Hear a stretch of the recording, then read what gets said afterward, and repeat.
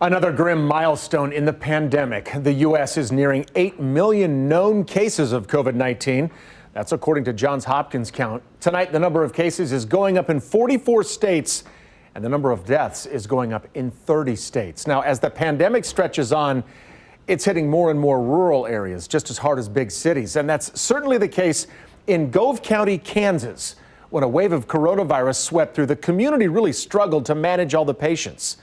KCTV5's investigative team hit the road to find out more. Here's Angie Racono.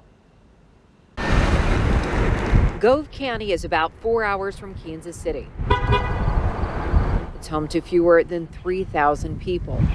When coronavirus hit, it hit hard and the hospital struggled. Very difficult. We got in very over our heads very quickly with the sudden spike of cases that we had.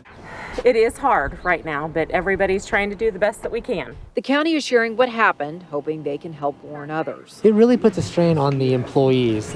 96.0. We've had 52 employees test positive for COVID-19. These doors remain shut all the time. Yes. The bottom line is you need a backup plan. This blue line here separates COVID patients from non-COVID. And the physicians all got sick. So you need to know who's going to be on plan B, who's going to be taking care of that. So how did you guys manage?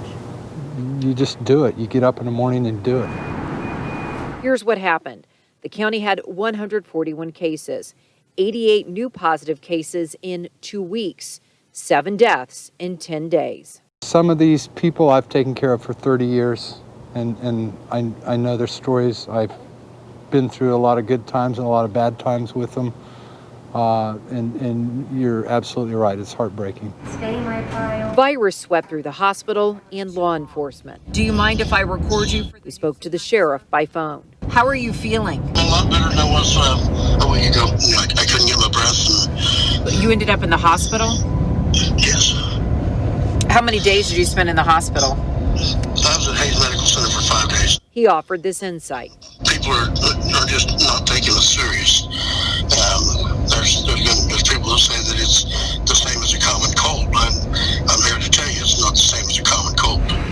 The county had a plan, but COVID-19 had other plans. There was such a sudden explosion that contact tracing has been incredibly difficult. The hospital and nursing home struggled with staffing.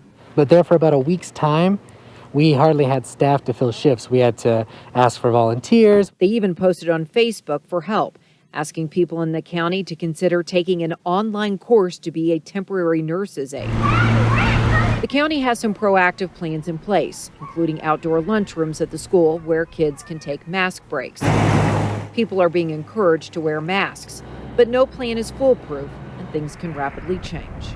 Be prepared. Have your hospital staff ready. Have volunteers that'll be able to help you out. Just be prepared for the worst.